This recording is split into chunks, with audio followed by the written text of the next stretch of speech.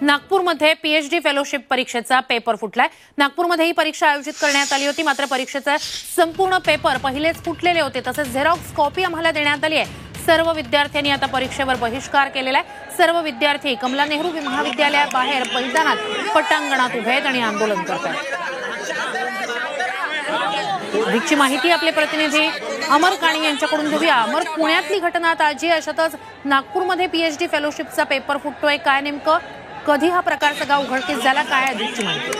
विद्यार्थी जेव्हा परीक्षा द्यायला गेले होते तेव्हा त्यांचं असं म्हणणं होतं की झेरॉक्स कॉपी आम्हाला देण्यात आलेली आहे, त्यावरून त्यांना शंका निर्माण झाली आणि त्यानंतर हा पेपर फुटल्याचा आक्षेप सगळ्या विद्यार्थ्यांनी घेतला आणि सगळे विद्यार्थी आता जिथे सेंटर होतं कमला नेहरू कॉलेज त्या सेंटरच्या पटांगणात बाहेर आले आणि त्यांनी परीक्षेवर बहिष्कार टाकलाय। वरिष्ठ अधिकारी सेंटरवर पोहोचलेले आहे, पण आता विद्यार्थ्यांचा सगळ्यांचा आक्षेप असा आहे की परीक्षेचा हा जो पेपर आहे पीएचडी फेलोशिपचा तो फुटलेला आहे आणि त्यांनी सगळ्या विद्यार्थ्यांनी परीक्षेवर आता बहिष्कार टाकलेला आहे। नक्कीच अपडेट्स घेत राहूच, काय नेमकं तिकडे घडतंय या संदर्भातले तुर्तास धन्यवाद तुम्ही दिलेल्या संपूर्ण माहितीसाठी।